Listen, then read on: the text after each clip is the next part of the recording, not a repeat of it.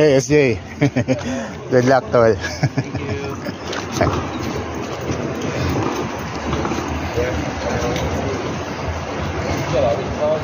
Yun na po si S. Is this your first full season?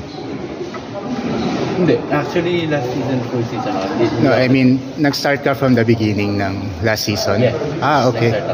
Kasi si Dave, di ba? First full season niya. So, I visited Dave's home practice last week. So, a message for the fans. Hello sa mga kababayan natin. Sana huwag kayo magsawa magsuporta sa amin na mga dito ngayon, mga OFW na naglalaro. Kahit sino man, happy kami sa inyo sa support na binibigay nyo sa amin. Kayo nagbibigay ng lakas sa amin every time.